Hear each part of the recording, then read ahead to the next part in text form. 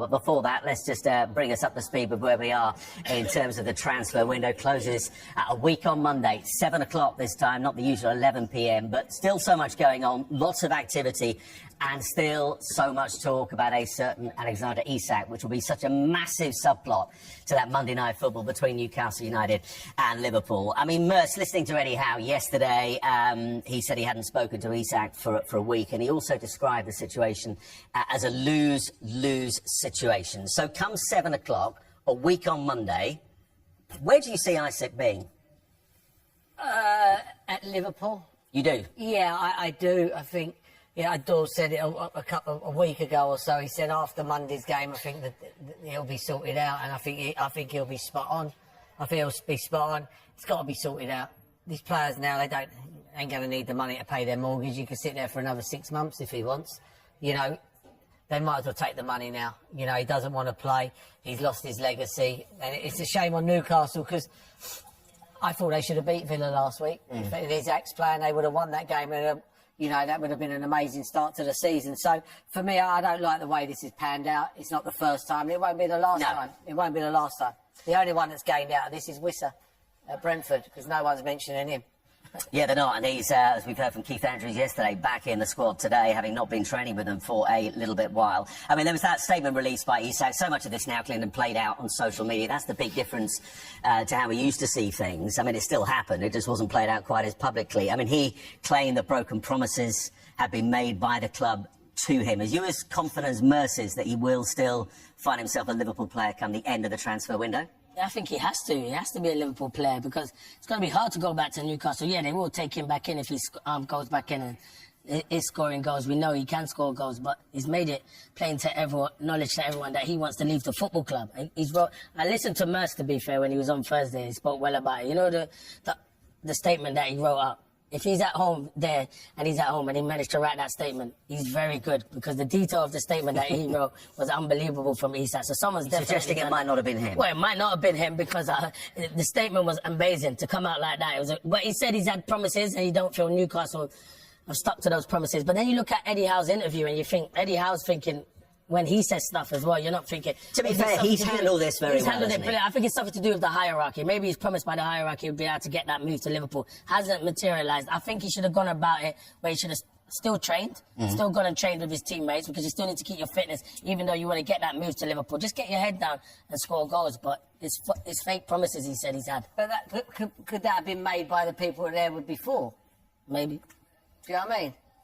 Yeah, I think it's a sad situation the way it's going to end, in my opinion. I really do. I mean, look, everyone will go, Isak gets paid all this money. It wasn't too long ago he was an idolised, winning the Carabao Cup, heroes. That's all gone. You've just said his legacy is done and dusted. He cannot come back from this, in my opinion.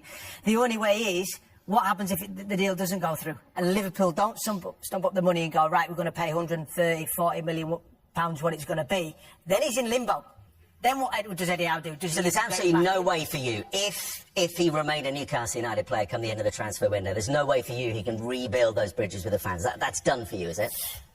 Because if he starts scoring again, surely it changes. If it's 8 o'clock on the 1st of September and he's still there, he's then going to have to be integrated back. He can't just, surely they're not just going to put him into the reserves and go, we'll carry on paying your fortunes, you just don't train with us. There's one person who's, no, I'd say one person, there's a few losing out. The fans at Eddie Howe, I really feel sorry for those group of fans and Eddie, because he's having to come up, front it up, do the media, and all he's talking about is Isak. What about the players that are there, training day in, day out? It's all about respect, and Merce, you said, players have done it before, we've seen it, but what you can do is you can go in and train.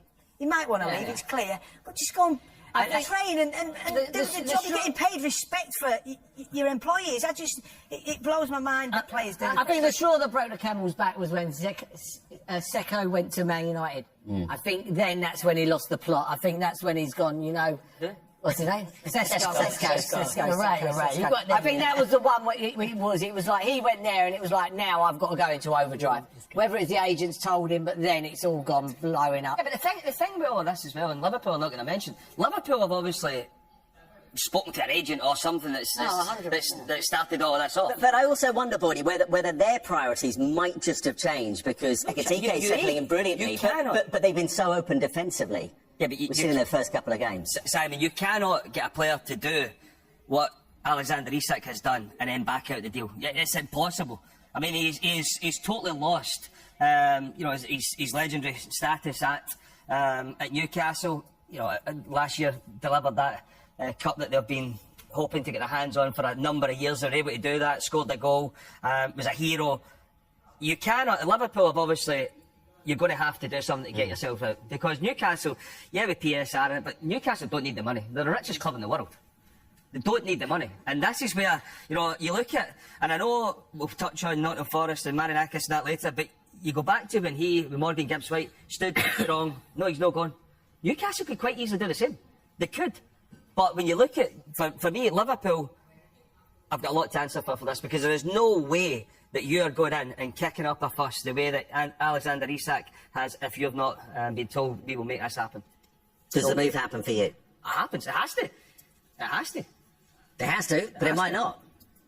Well, you can't. You can't. It's impossible for Liverpool, for the actions, to take yourself out of training, to say you're not training. I mean, let's not be kidding. He's getting paid an absolute fortune to do what he's doing. Liverpool are. Listen, we all know what happens in football, and maybe he's got a little bit excited at the time and he's jumped the gun at the start, and then, right, I'm